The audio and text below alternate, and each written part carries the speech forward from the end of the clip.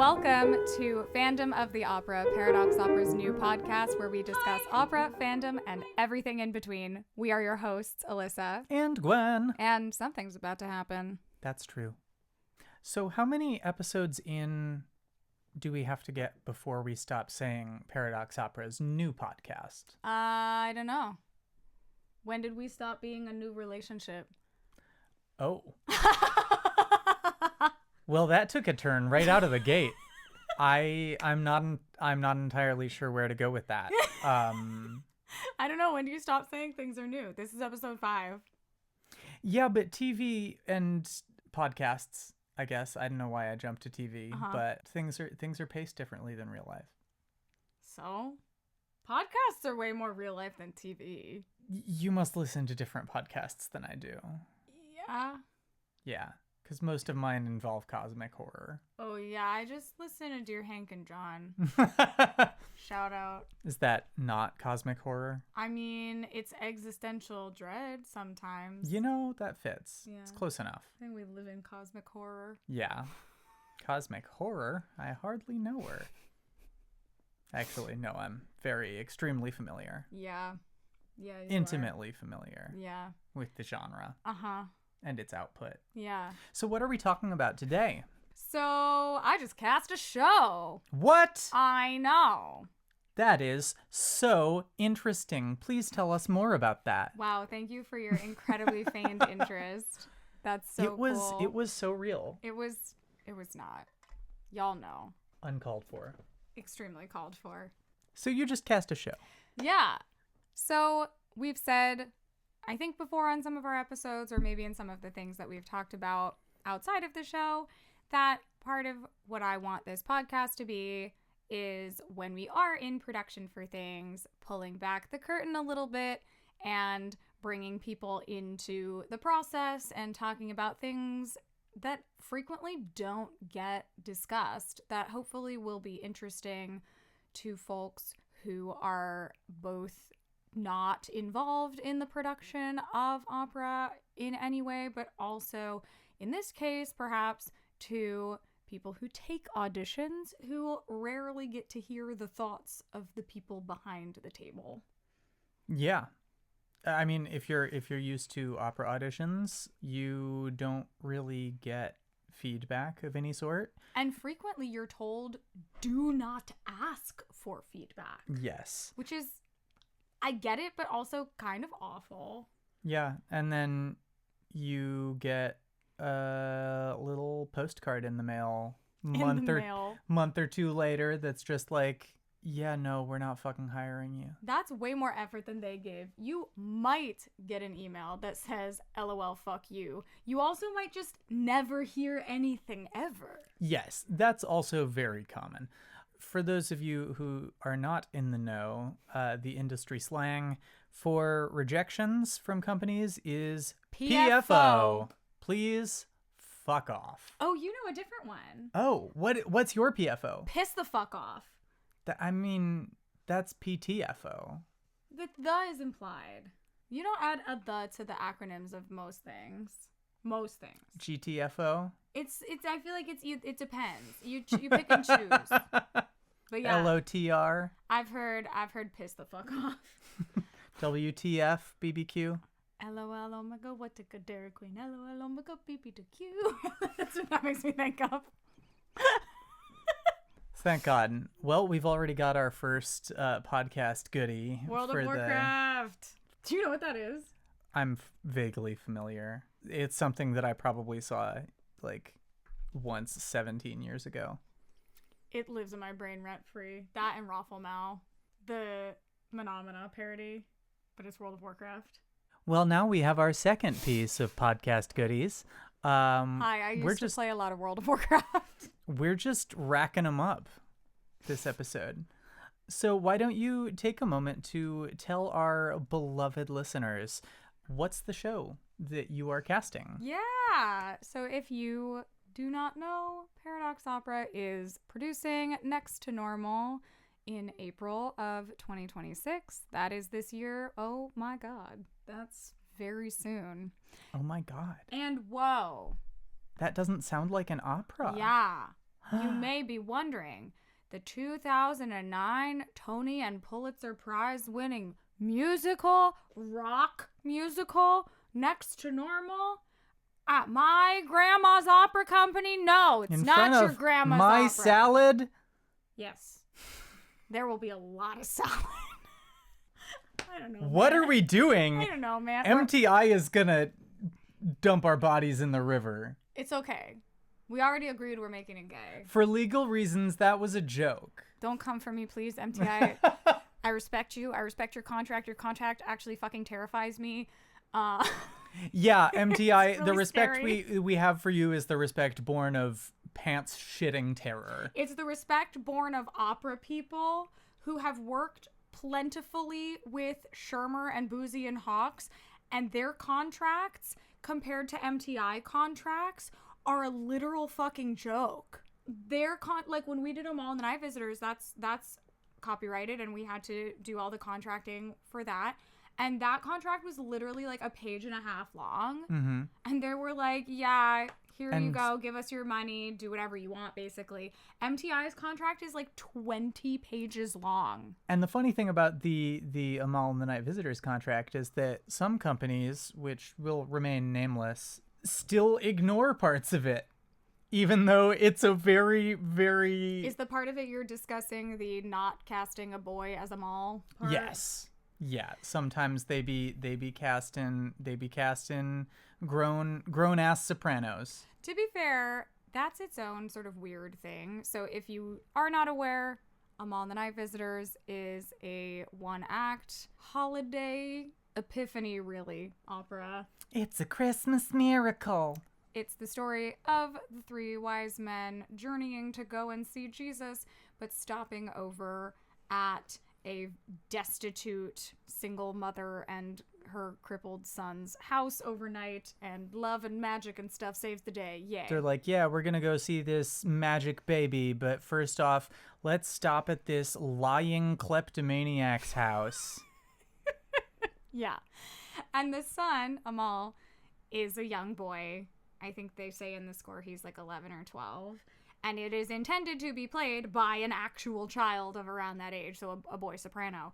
And there is language in the copyright saying that it must be played by an actual young boy, which is often ignored, and frequently an adult woman is cast to play a small boy. And so unclear, honestly, how many of those people ask permission or just pray that they don't get caught. I'm pretty sure it's the pray they don't get caught. I think most people pray they don't get caught. But my other question, though, is like, how much do the rights holders actually care? Because, like, why is that there and he's dead? So, like, unclear. Unclear. Yeah, fuck you, Giancarlo. You're rotting in your grave. I didn't say fuck him. No, you didn't say fuck him, but you did say that his heirs and rights holders don't give a shit about his wishes because he's fucking dead. I mean, I said I don't know. We can only postulate. Is that the right word? Yeah. Great. I'm good. I know the words. That sure is a word. I know the words in English. Yes. I speak that language allegedly. Allegedly. So anyways, MTI contracts, big scary for opera people. Yes. Apparently less scary for musical theater people who are used to navigating the shenanigans, but I read every word of that contract and, like, peed myself. So, yeah. But and also she was very scared. Yeah. It's really interesting because, like, some of the things that are in that contract are, like, font sizes that you have to use in your program. And, like, what size the name of the show has to be in comparison to the writers, and, like, what things are not allowed to be bigger than the title. Yeah, they're very, very particular. It's really interesting how, I don't know what the word is I'm looking for. It's very granular, weirdly specific. Yeah. Yeah, I guess that it does make a certain amount of sense, because some of it you would think stems from an understanding of, like, ever having seen a poster for anything ever, that you're like, yes, this is obviously the way things are going to be. But then, you know, you deal with a company who's, for example, like run by a megalomaniacal narcissist. Not that that would ever happen in the opera world. Oh, no. No, never. Not that that ever happens, but that, you know, all of a sudden it's like Johnny B. Fuckface's production of... Mm-hmm. So there is stipulation that if you have like a person who is starring in the show who's important, their name actually is allowed to be big. Mm-hmm. But there's still like percentage. It's very specific. Graphic design is not everyone's passion, so they've got to be specific. Yes. Yeah. Obviously. It is my passion, though. Oh, yeah? Yes. Are you going to become our new graphic designer? Probably not. Okay. Well, then I don't think it's your passion. I said I was passionate, not that I was talented. You're fired. Oh, no. Okay, well, it's been a great episode 5, everybody. Alyssa's got it from here. I'll just peace out. You are the weakest link. Goodbye. But the Doctor Who version. Yeah, where you get vaporized. Yeah. Except it's or a dropped teleport through a hole in the ground. So anyway, we're doing Next to Normal, and so I just need you to know if you're familiar with the show, you'll understand this, and if you're not, come see the show, and you will be. My brain just went, so anyway, I'm leaving. Yay! Thought you'd like to know. It's a really happy show. It's a really happy show. It's so uplifting, and nothing bad happens to anyone, and everyone's happy the whole time. I mean, 1.5 of those things are true. I think it's uplifting. Yes. And mostly because it's very easy to be lifted up when you have been kicked down the ravine of jagged rocks and emotions. Mm-hmm. And so then you're like, oh, well, I am higher than I was before.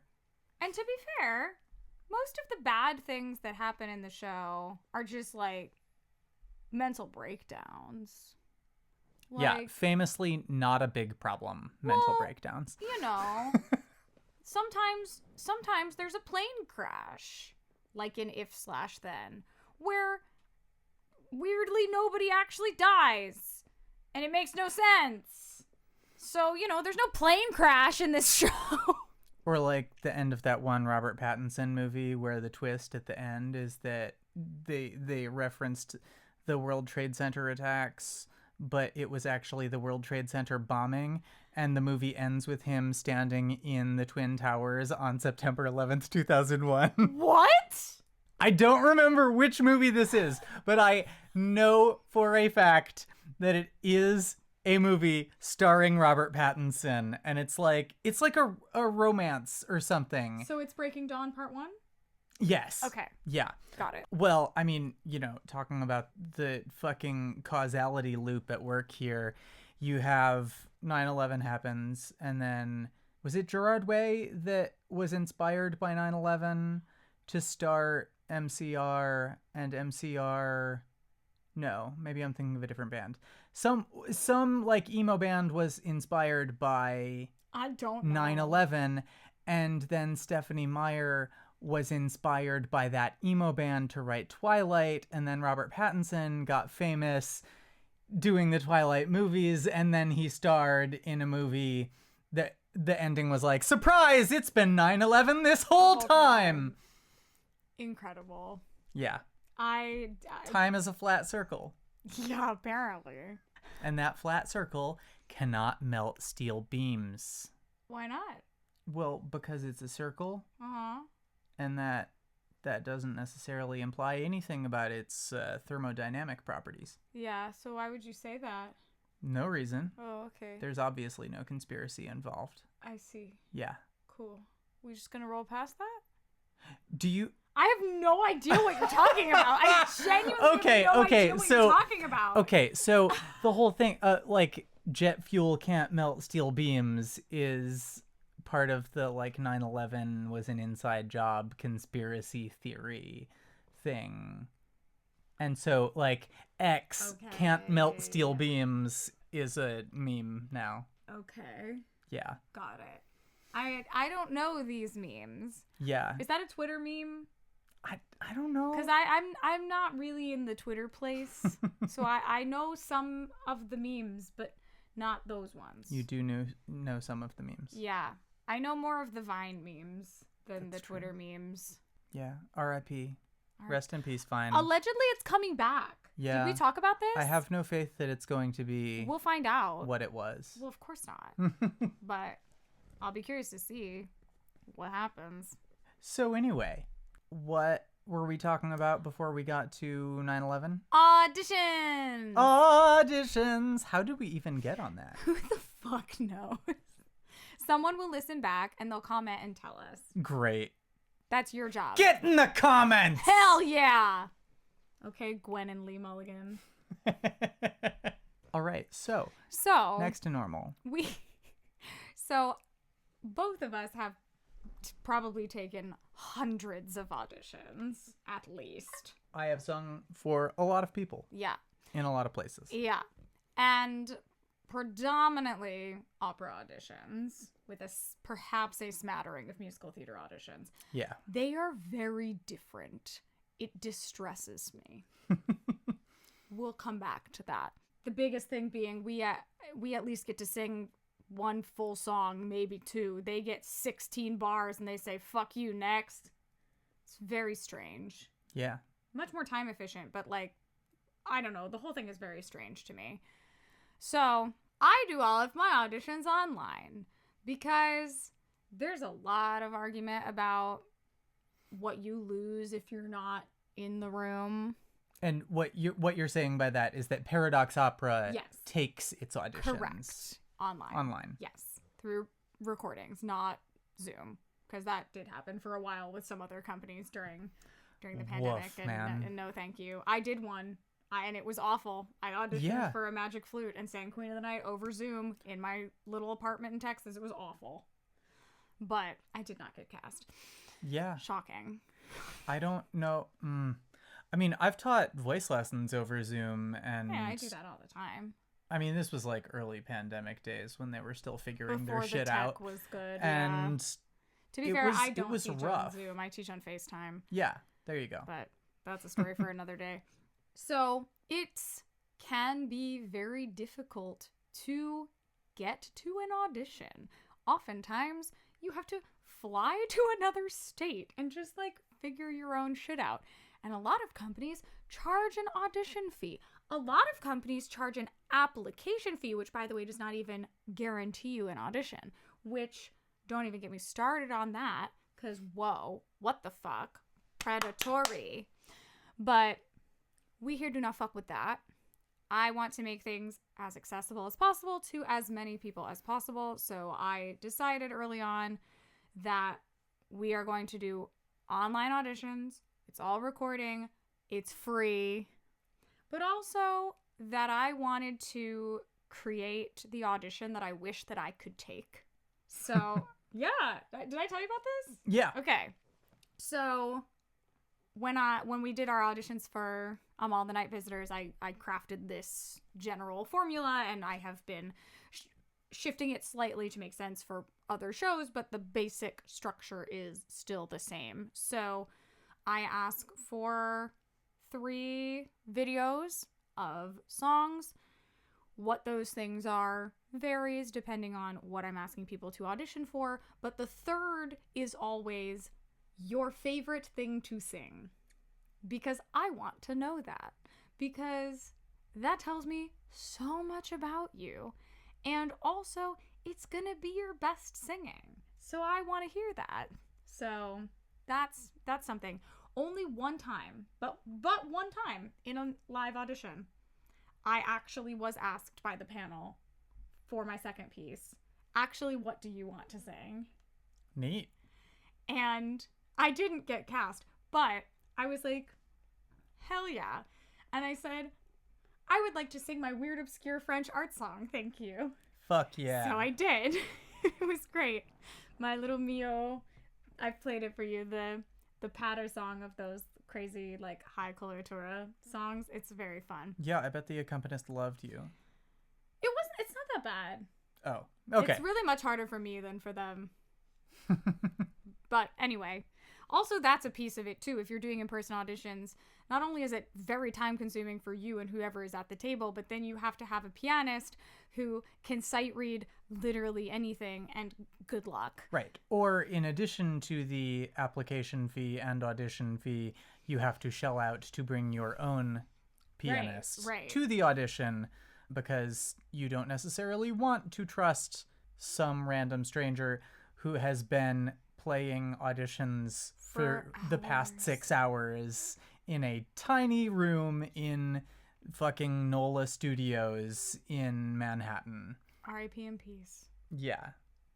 Or not. Or not. Or rest in piss. Yeah, it's just... Yeah. It's a stressful experience. Yeah. And I know some people who say that they sing really well in auditions and that they audition like really well. I think they're all liars. And I am fascinated. Yeah, I'm like, who by are you? That. Like, what? I have a problem with the whole setup of opera auditions, because it is so unrelated to what you're actually auditioning to do. And I find that really often there are people who are very good auditioners, but then you actually put them on stage and you're like, hello? The skills are not there. Right. And vice versa. Like, I do not think I am a particularly good auditioner, but I'm like, just trust me, put me on stage. And like, I mean, you know, this is me talking, so like, I guess take it with a grain of salt. But like, I think I'm damn good on a stage, but fuck me in an audition room. Yeah, you're in a tiny room with shit acoustics, working with a collaborative pianist who does not know what is going on. If you are lucky, is locked the fuck in and very good at their job. And a lot of times you're dealing with someone who is a very good pianist, but it's sort of like sight reading is its own thing. And here's the thing too, though, is even if you've got an incredible accompanist who knows the repertoire, you have never worked with this person, you have never rehearsed with this person, so God help you if you think you're actually going to make music in that room. Right.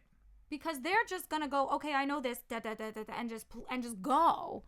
You want to have any kind of connection and rubato and like anything interesting happening, like not a chance. You're gonna have to bring your own person, and so that adds another layer of inaccessibility to the whole process that I would like to remove.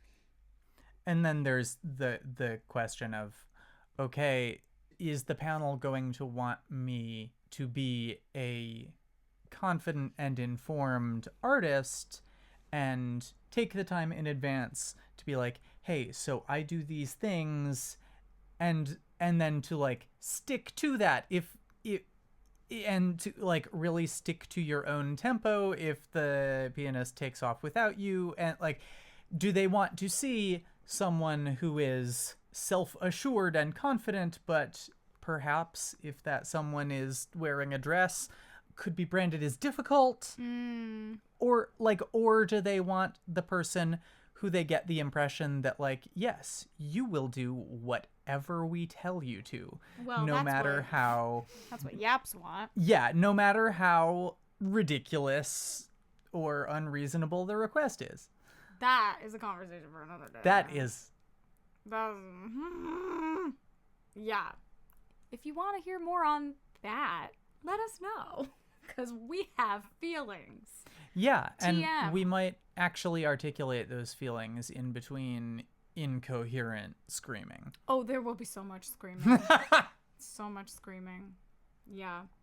So the other thing that is deeply frustrating about most of our audition experiences is that you walk in, you say, hello, I would like to sing, da da da da da, and you sing, and they go, thank you, and then you either leave or they go, okay, we would like to hear this, and then you sing again, and they say thank you, and then you leave, and they don't fucking talk to you because you're not a person. It's a cattle call. So I would like to know who the fuck you are. I think that's really useful information when you're putting together a cast, Because something that I personally really want to consider when I am crafting a cast is whether or not I think that my cast members will like each other. What a concept. Yeah. I know. But this might be hard to believe for some people, but stage chemistry in opera is actually a thing that exists. true. It's not just, as Cake would have you believe, standing on painted tape. What? I am an opera singer, and I stand on painted tape. I've never heard that. Oh, it's a song by Cake. Oh, I never heard that. Who's Cake? A band. Oh, good for them. I'm pretty sure they're also short skirt and long jacket. Huh? What? Have you listened to any music ever? No! I'm an opera singer. I live under a rock. I want a girl with a short skirt and a long jacket. Okay. You could be that girl. I could be that girl. You're much more likely to wear a short skirt than me. Yeah, But I've got the long jackets. you do. Yeah. I'm not that girl. I'm not that girl. Girl. Oh, Yeah, I would have, but I started too low.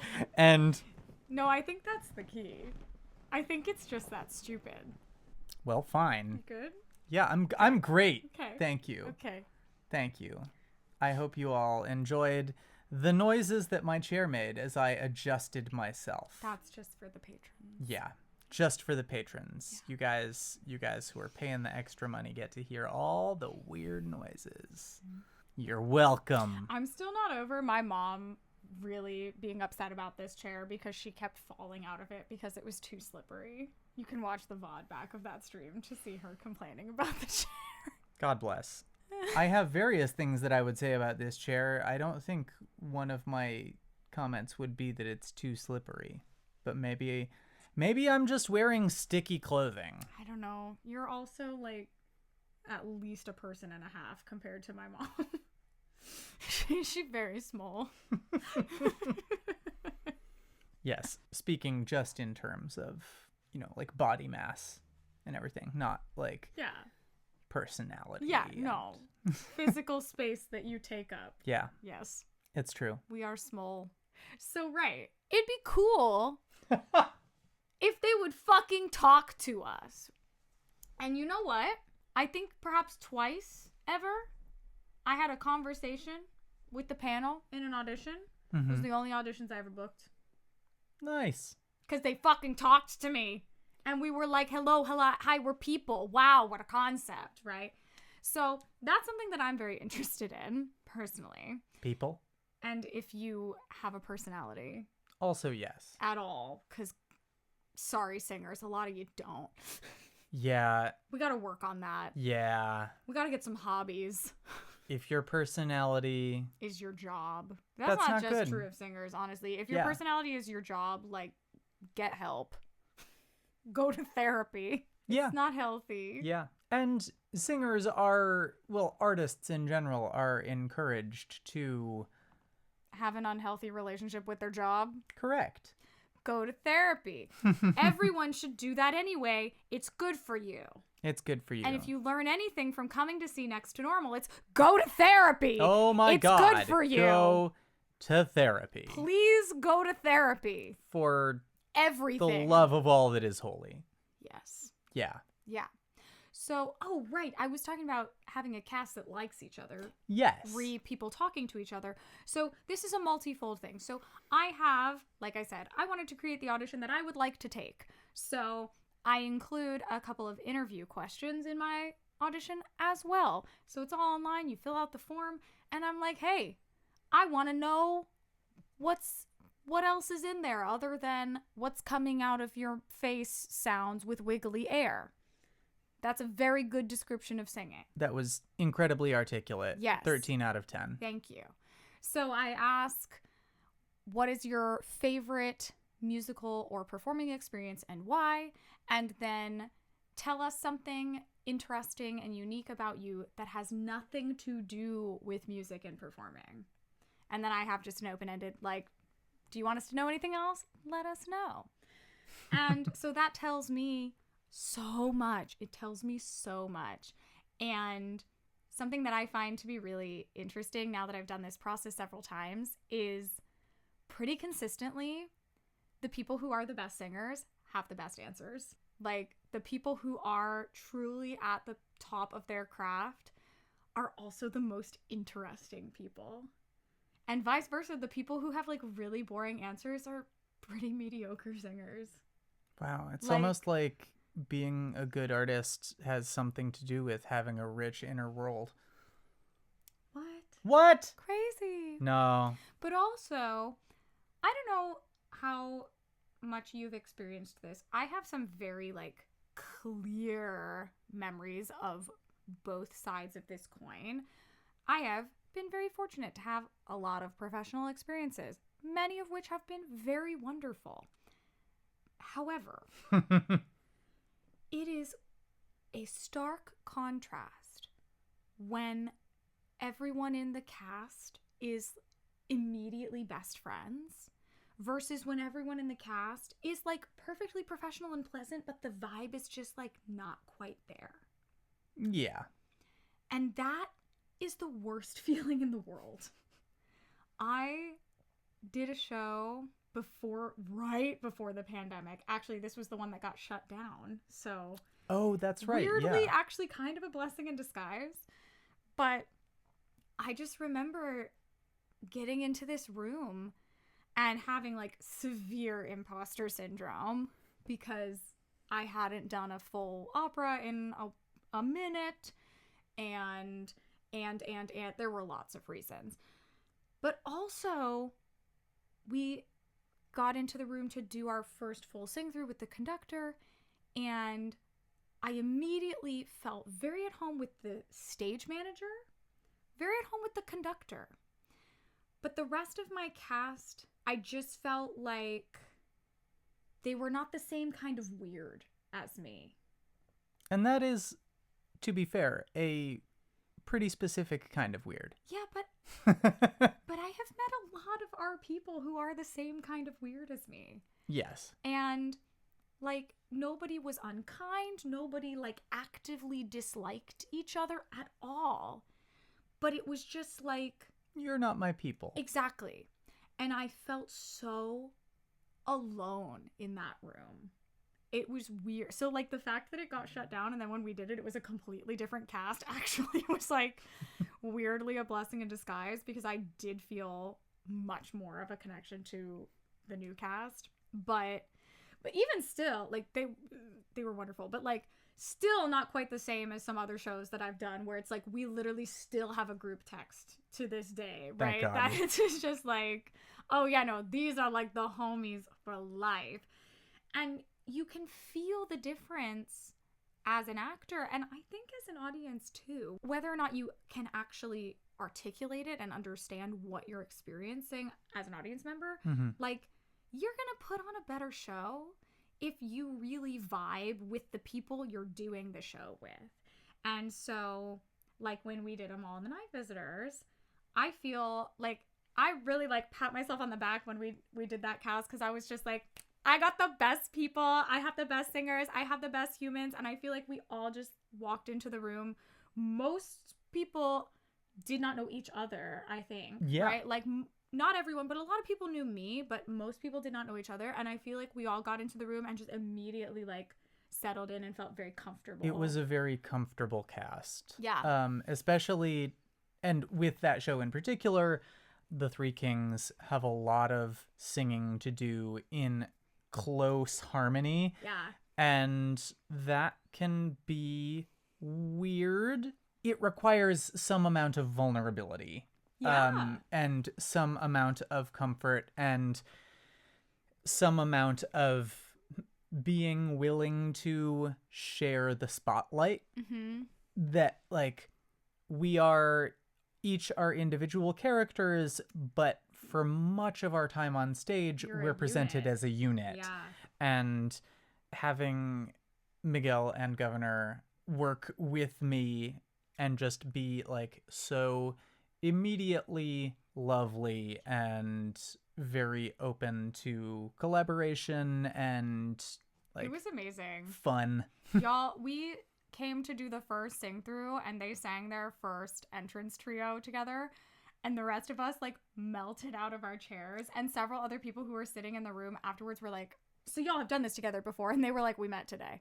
Yeah. Like it was so, that's the difference that I'm makes. a professional.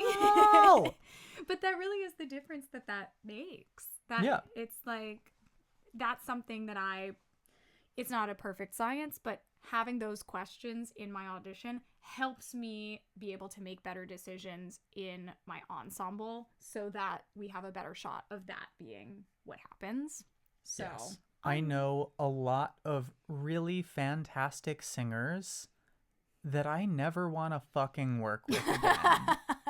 Yeah. Just because like and not even like because I am the main character of the universe and they're bad people.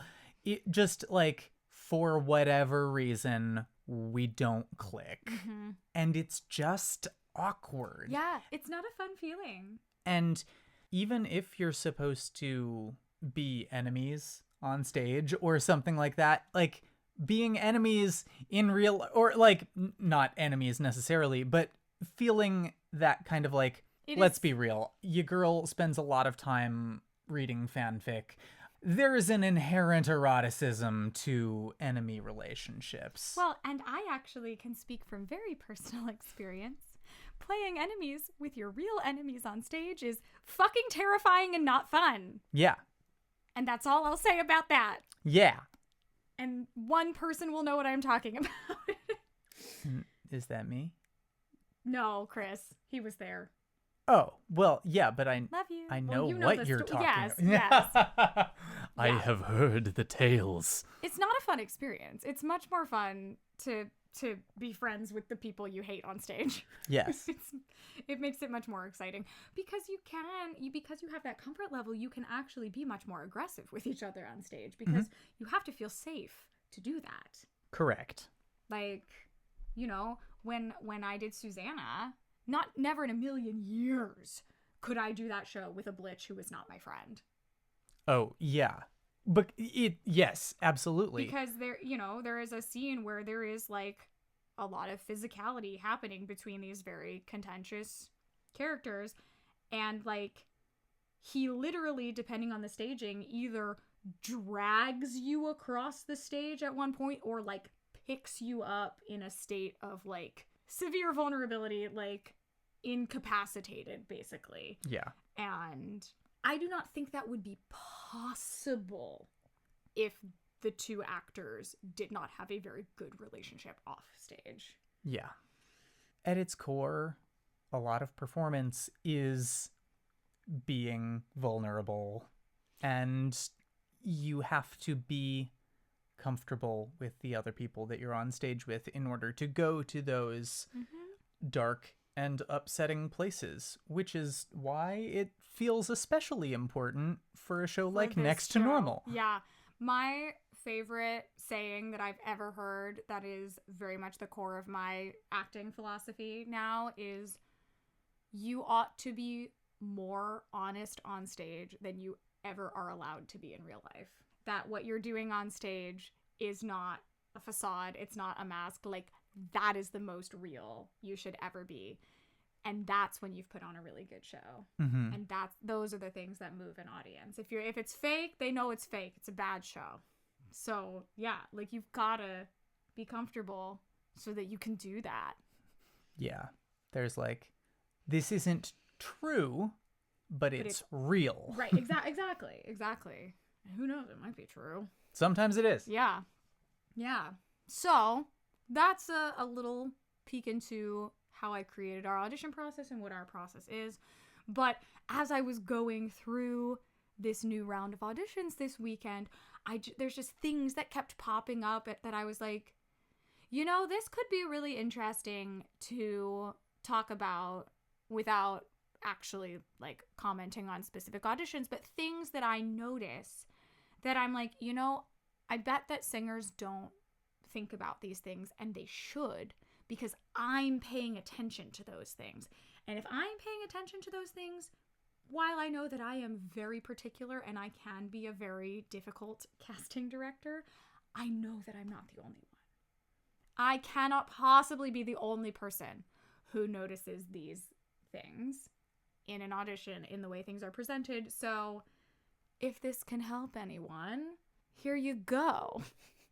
With the acknowledgement that companies and people are different and not always looking for the same things. Right. So just because you are not the only person who notices them, it doesn't mean like, do these things and you will get hired, because that's just not how the world works. But do these things and it will greatly improve your chances of getting hired. Probably universally, to be honest.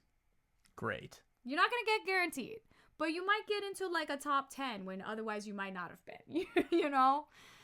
And also some of these things are exclusive to recorded auditions versus in-person auditions, so that's also its own deal. Mm-hmm. But number one, if you are submitting an online application, read all of the instructions clearly before you ask any questions or hit submit. Because let me tell you, if you email me and ask me a question that is clearly answered in the application, I already know I'm not going to hire you because you have just told me that you cannot read and follow directions, and we do things on a very fast timeline. So you've already told me you're not prepared to work with me. You may think that's petty, but it's information. So I'm not saying never email and ask questions. Like, if there is something that is not clear and you've read all the things, please email and ask questions. Yeah, clarifying questions all day. I am never... Well, maybe not all day. Yeah. I am never upset if someone has caught something that is a piece of information they need and I'm like, oh my God, that's not there. Sometimes I'll go and edit the application and put it in there because I'm like, I missed that. That's on me. Thank you for asking. Here's the information. But if you're emailing me and asking me a question that's literally like at the top of the application, I'm like, don't even bother submitting. Hi, what show am I auditioning for? Right. Or like, what are the dates of the rehearsal period? They're at the top of the application. Like, I've gotten a lot of those, and it does make me want to scream a little bit. I just had a thought, which was that I have not looked at the audition page in a while. Does it specifically say that the rehearsal process is okay? Because I was gonna say that we have a very short rehearsal process, so some people might see those dates and without context be like, this is obviously the performance window. No, it's very explicit. Great. It's very explicit. Can always count on you to be explicit about. Sure can. Rated E for every explicit. What? Yeah. Yeah, no, I'm very clear with all of the things, especially because we're doing a musical, but on an opera timeline. More on that later. Musical people take like 3 months. We take 2 weeks. On a paradox opera timeline. No, I have done shows in the same timeline with other companies like so many times. Like actually most of the time. That's great, man. That's great. I love a short rehearsal period. Me too. I'm like 10 days in and out. Bye. That's it. Literally the large majority of the shows that I have done outside of the academic setting have been that fast.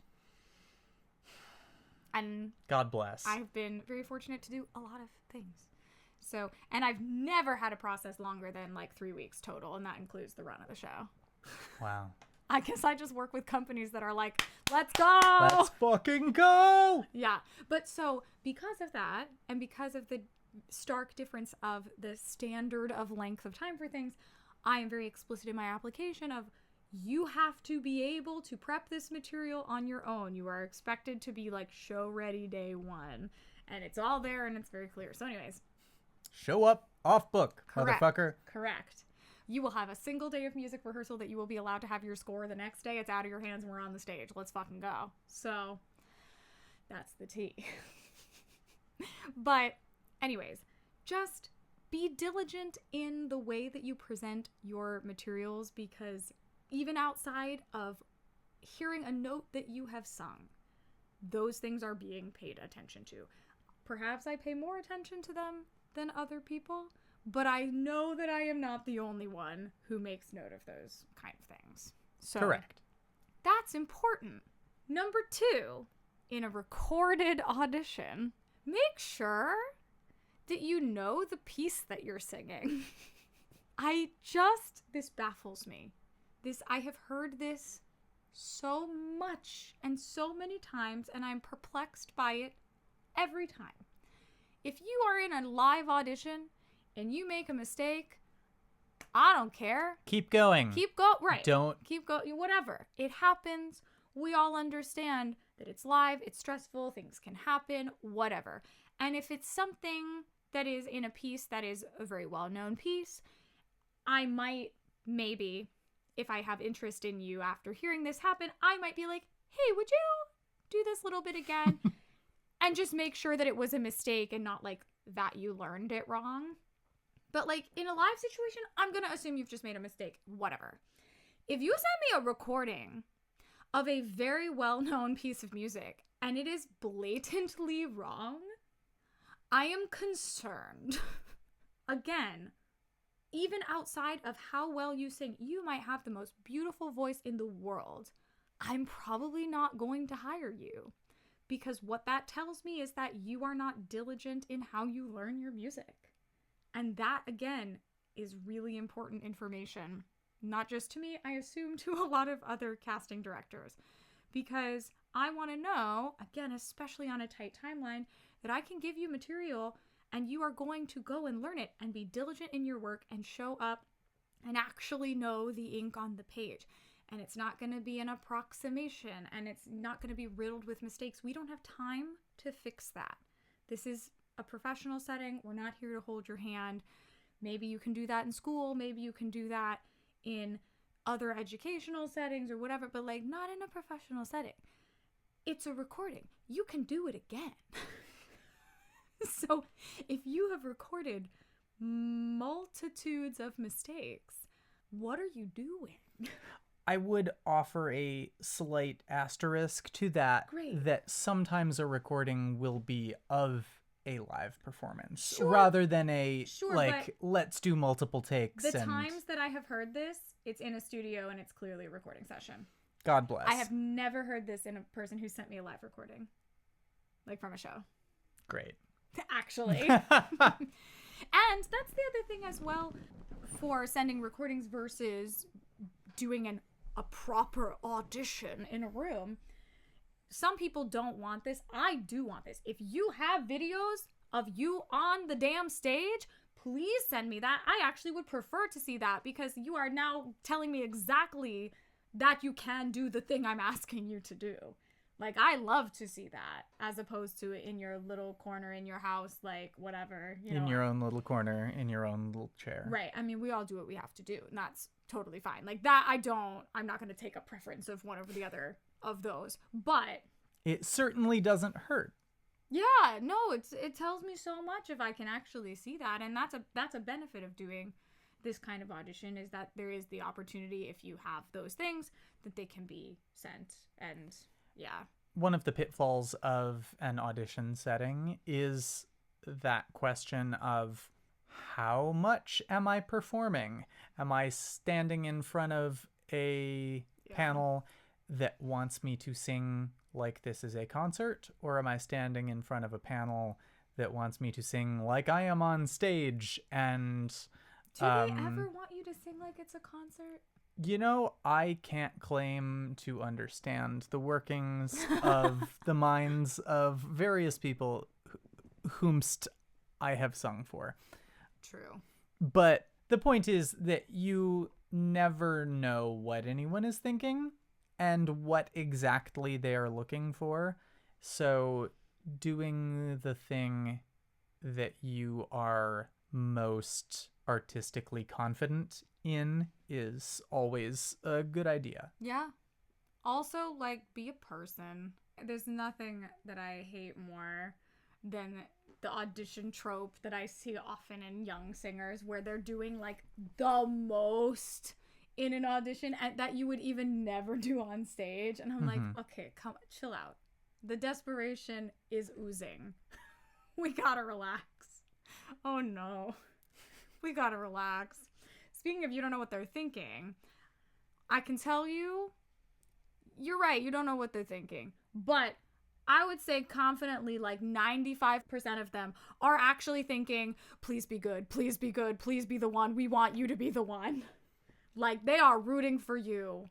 I promise you. There may be the occasional shithead who weirdly gets off on people sucking in auditions, but mostly they really want you to be good and to be the one. And sometimes that's selfish. Sometimes that's, I want you to be good because I've been sitting here for 5 hours. And everyone has sucked. And if I have to listen to one more Norina's entrance aria sung mostly in tune, I'm going to walk into the fucking ocean.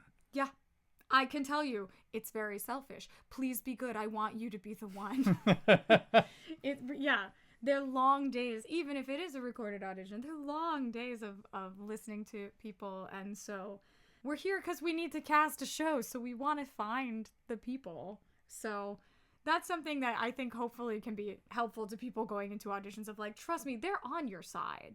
Like, you're not walking into a room of people going, oh, I cannot wait to see how this one fucks it up. Like, they want you to be most good. of the time. Yeah, there's the occasional Sometimes shithead. you will walk into that room and it'll be a fucking miserable experience. Sometimes, I don't care, I'll call them out. Sometimes you sing for Opera North and there's only one fucking asshole in the room who's on the phone during your audition and weirdly circling around you, but telling you, no, please continue singing. I'm definitely listening to you sing. And then after you finish and they hang up the phone, they then tell you that they hate to break it to you, but that your F flat is in fact not an F flat, and they try to coach you into singing the correct note that you were never singing wrong in the first place. They were just fucking with you. Anyway. Fuck that guy. Yeah, I don't know that guy, but I don't remember his name. I don't care. I think he's gone do now. like to play mind games in auditions just to see how you'll react. That was one of the worst auditions I've ever had. It was awful. I took an acting class in undergrad, and one of the things that we did in the class was our teacher was prepping us for unpleasant audition experiences. Oh, good. And he was like, okay, so I want everybody to pick a monologue, prepare it, bring it in, and then, like, I'm going to fuck with you. I'm not going to tell you how.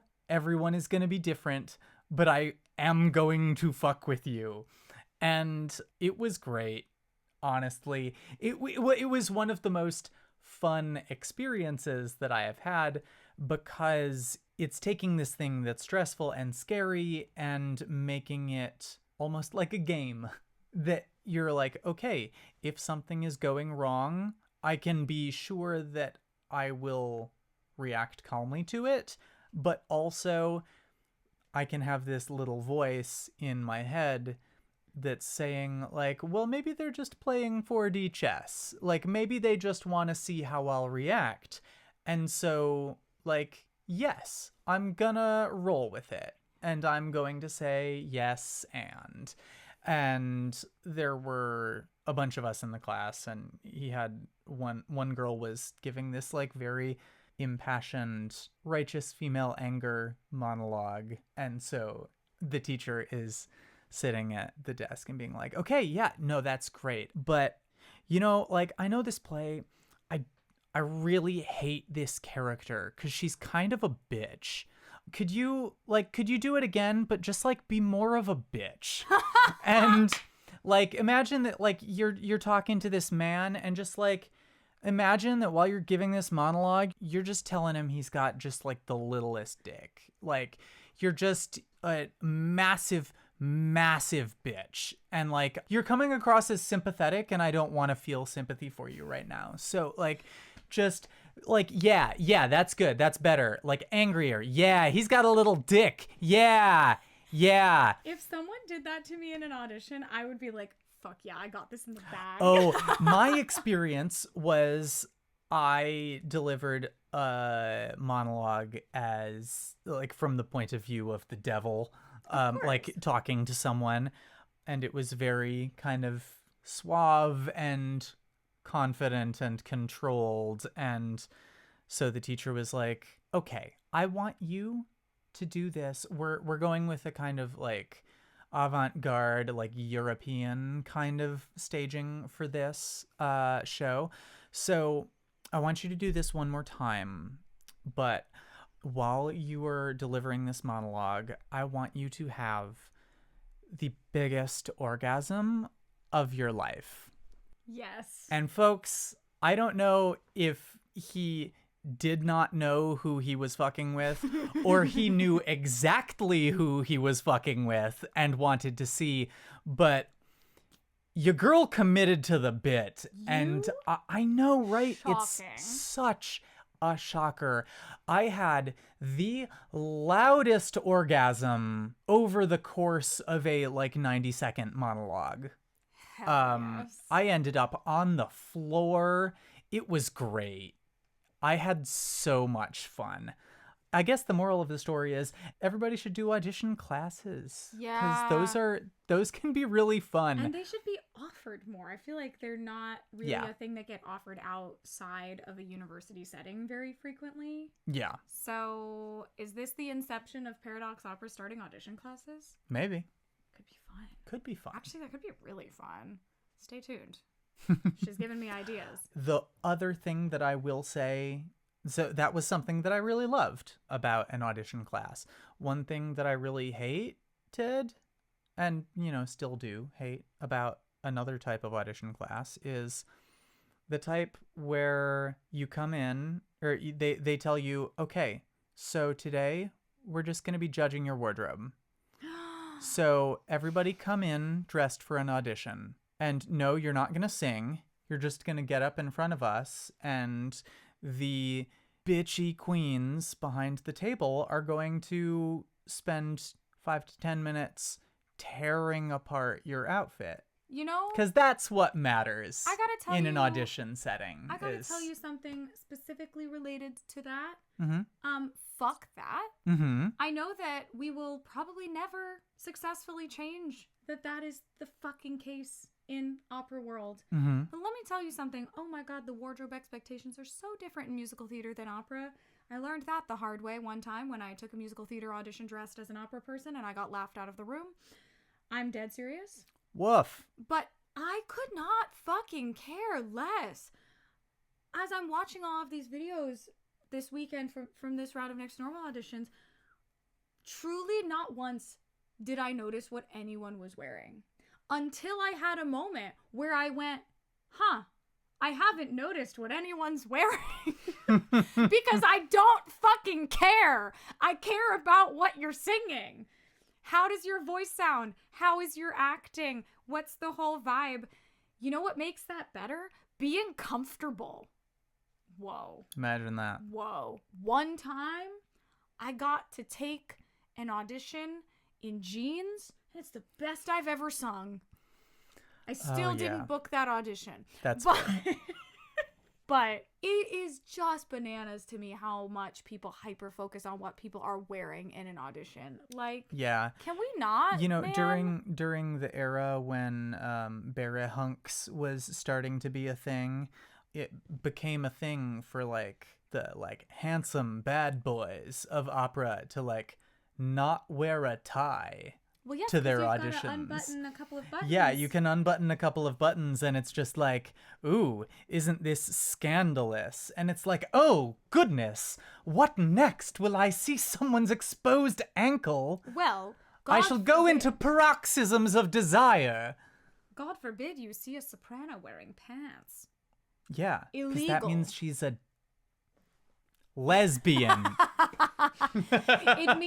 It means she thinks she's a mezzo. Poor thing. Oh, poor but she'll thing. never play a boy. Sopranos aren't boys. Yes. Can you even imagine? The first time I gave a recital after I had graduated with all of my fucking academic degrees, I wore pants in defiance.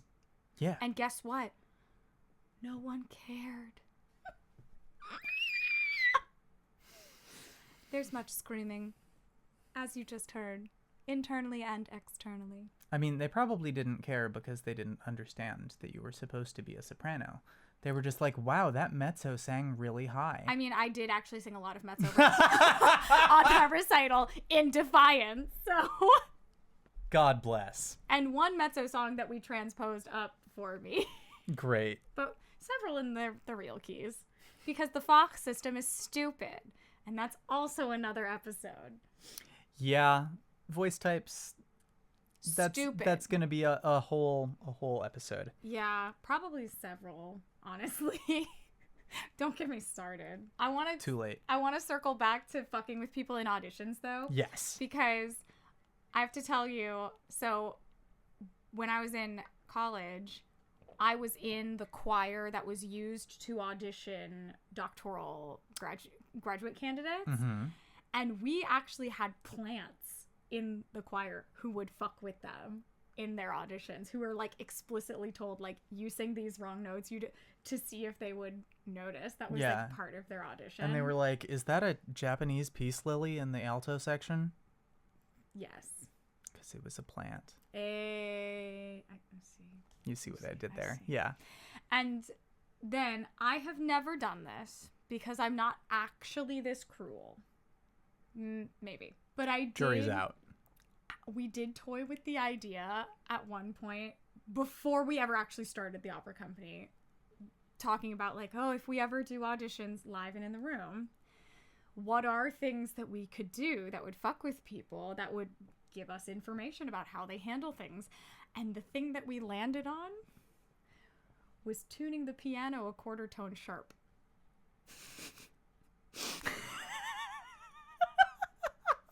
This is this is not a visual medium. So anyone who's listening on a podcast app and not watching on YouTube did not see the way my eyebrows reached for the heavens.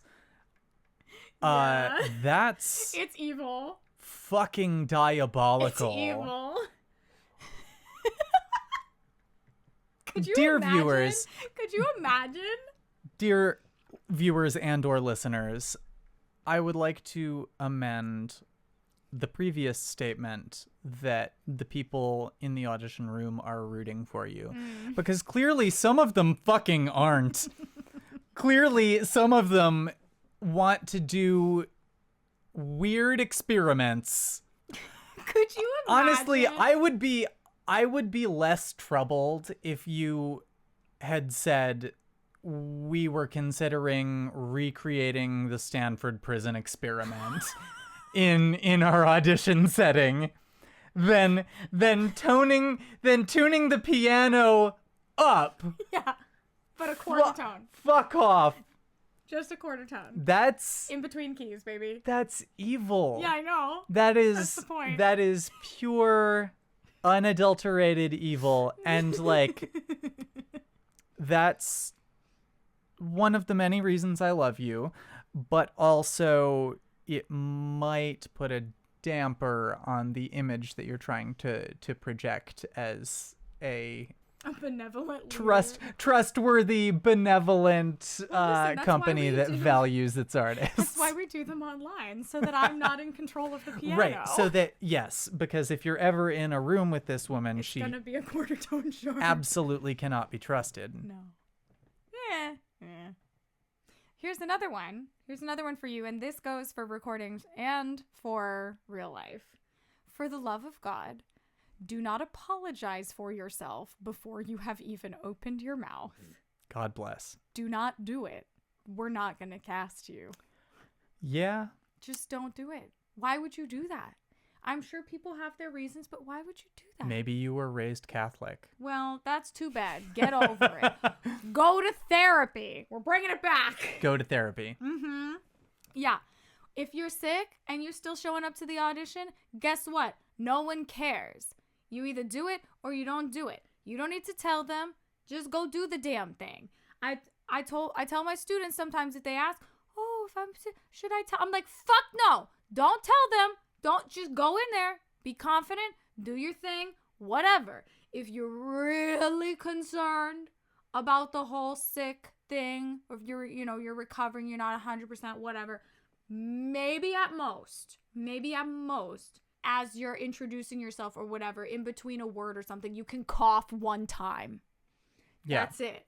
Just have a handkerchief in your breast pocket. Oh, yeah, cough up with a blood. spot of blood on it. Yeah, let them know that you have tuberculosis because everything is tuberculosis. Yeah, I mean, especially when we're talking about opera. Like, no, everything is tuberculosis. Yes, but especially with opera. Yes, but also literally everything.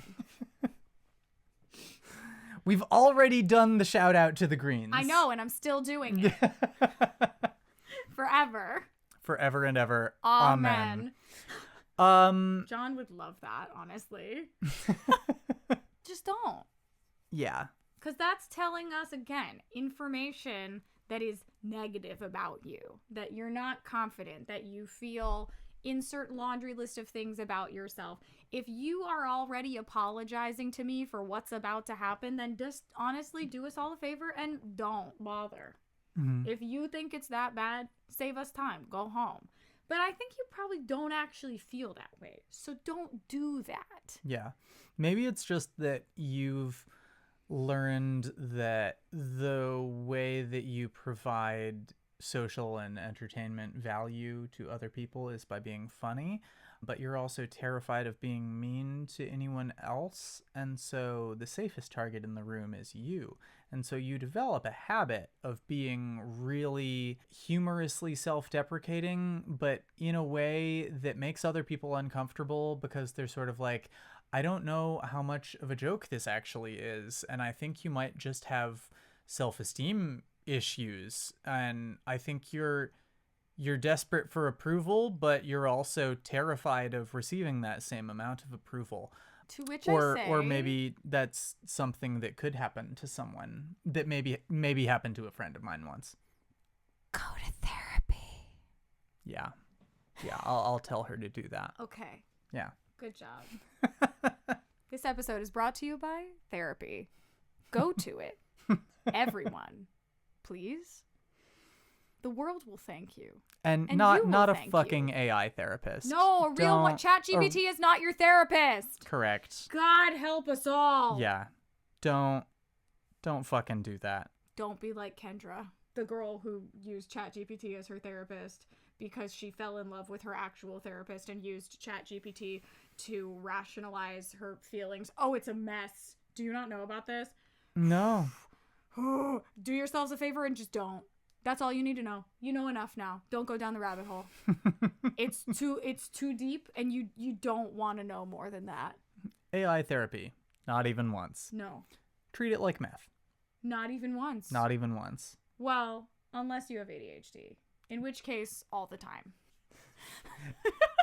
Not all amphetamines are meth.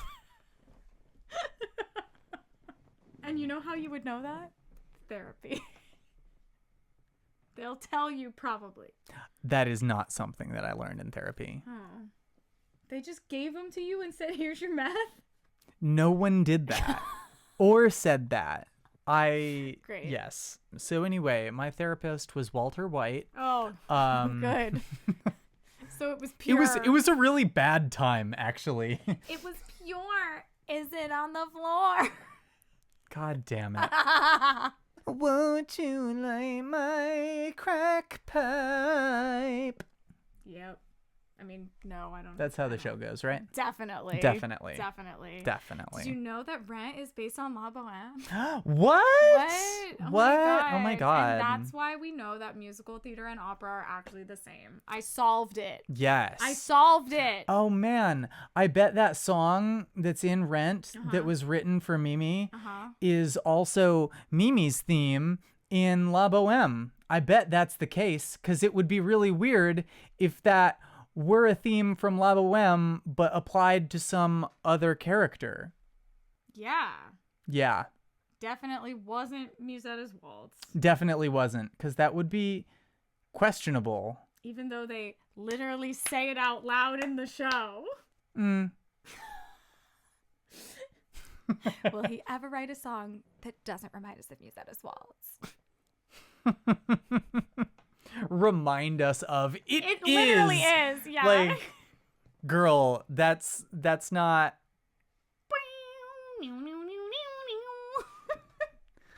That's not reminding you. That's theft, baby girl. Yeah. Yeah. Something, imitation, flattery. He's dead. It's in the public domain. It's fine. What? It's not. I just, sorry. I was like, I mean, yes, yes, they're both he dead. is dead, but Rent is not in public domain yet. But Puccini is dead, and that is in the public domain. Yes. He's incredibly dead, unlike some people who are freshly dead. And others who are only mostly dead. Yeah. Yeah. And some who are not yet dead. Anyways, you're welcome for all the ADHD tangents. We told you. We warned you. Even. We warned you. We promised you, perhaps even. You're welcome, maybe? Yeah. Correct. Yeah.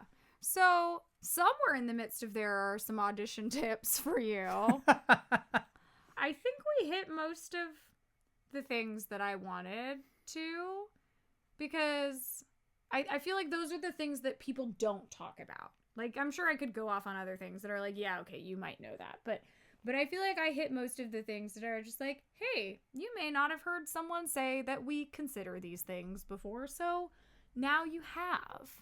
Yeah. And you've heard somebody say those things. you either are a singer and perhaps you have learned and will go forth and be a better auditioner, or you're not and you're going to be like, wow, I sure learned something about whatever the fuck these people do.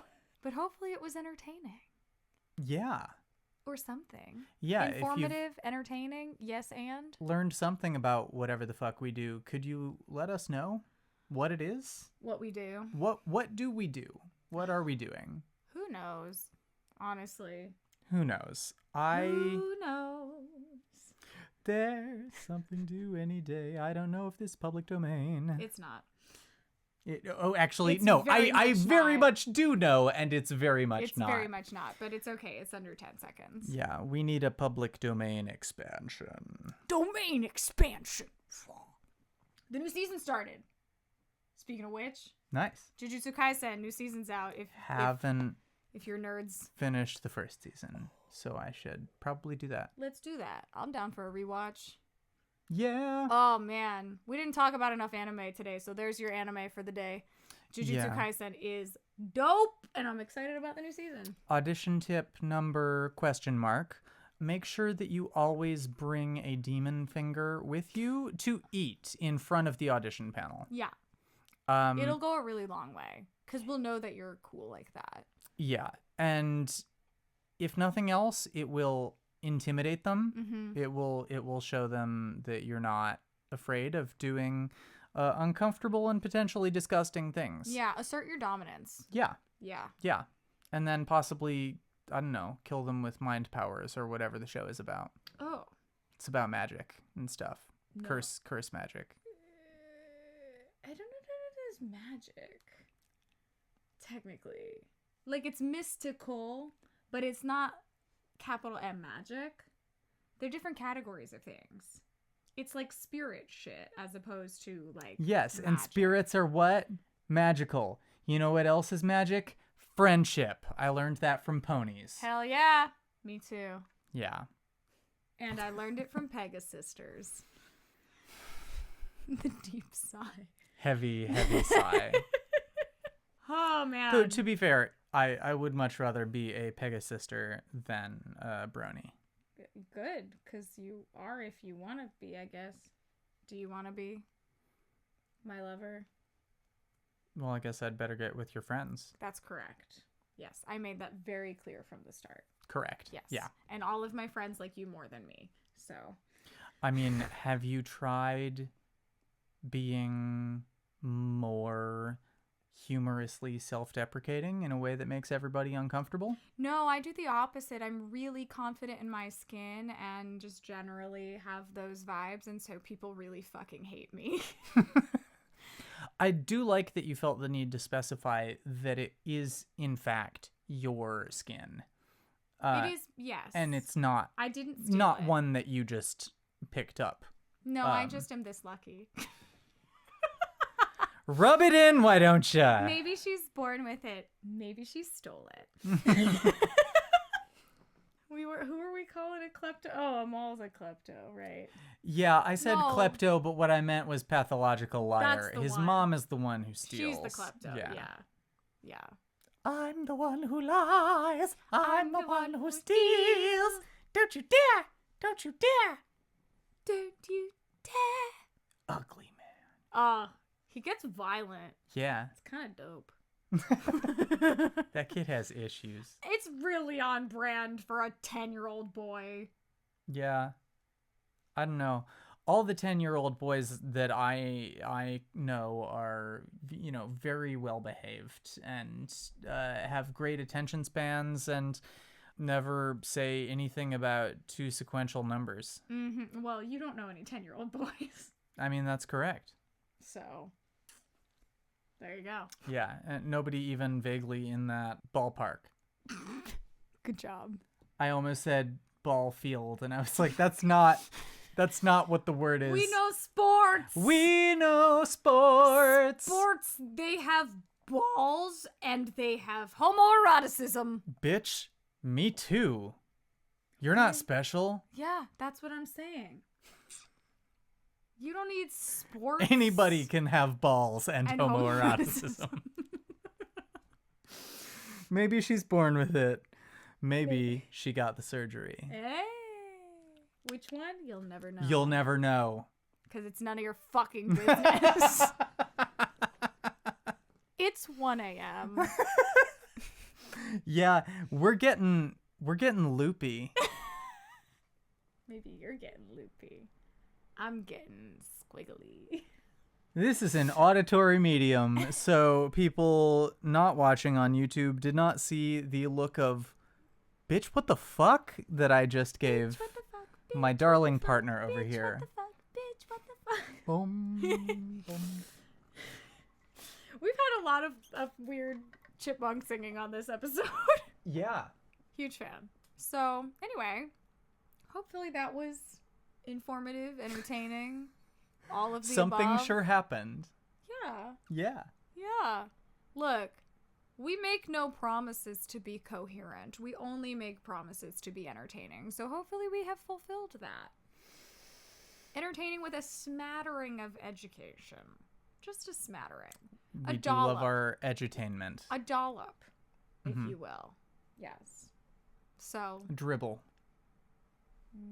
A globule. Oh, that's good. Yes. A primordial globule. You've been listening to Fandom of the Opera. The music that you've heard at the beginning and end of the podcast is an excerpt from Calling for Jane by Rachel Dean and Aaron Reifler. This podcast is supported by our wonderful patrons on Patreon, including Cindy and Chuck. If you would like to join our Patreon, there are both free and paid tiers, and we would love to have you. There's a lot of fun exclusive content over there for all of the different levels that are available. If you have questions, comments, sponsorship opportunities, feel free to email us at fandomoftheoperapodcast@gmail.com. You can find me across all social medias at Divatron9000. And me on most social medias at Barrett Owned with a 0. Thank you so much for listening, and we'll see you next time. Bye. Bye.